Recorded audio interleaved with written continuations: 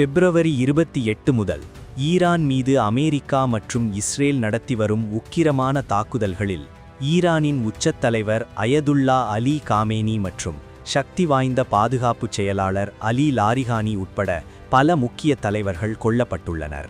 இதனைத் தொடர்ந்து ஈரானின் அடுத்த உச்சத் தலைவராக அலி காமேனியின் மகன் முஜ்தபா காமேனி அறிவிக்கப்பட்டார். எனினும் அவர் காயமடைந்துள்ளதாக வெளியாகும் தகவல்கள் ஈரானின் தலைமைத்துவத்தில் பெரும் குழப்பத்தை ஏற்படுத்தியுள்ளன.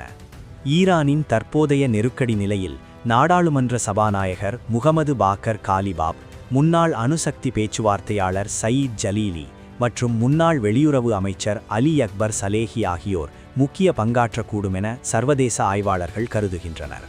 குறிப்பாக முன்னாள் ஜனாதிபதி ஹசன் ரூஹானி மற்றும் IRGC முன்னாள் தலைவர் மோஹ்சன் ரெசாயி ஆகியோரின் பெயர்களும் பலமாக அடிபடுகின்றன. அடுத்தடுத்து நிகழும் படுகொலைகளால் புதிய தலைவர்களின் பெயர்களை பகிரங்கமாக அறிவிக்க ஈரான் தயக்கம் காட்டி வருகின்றது. பெயர்களை வெளியிடுவது அவர்களுக்கு பாதுகாப்பற்ற சூழலை உருவாக்கும் என்பதால் இராணுவ கட்டளையகம் மற்றும் உளவுத்துறை பிரிவுகள் தற்போது திரைமறைவிலிருந்து ஈரானை வழிநடத்தி வருவதாக அல் ஜசீரா செய்தி வெளியிட்டுள்ளது.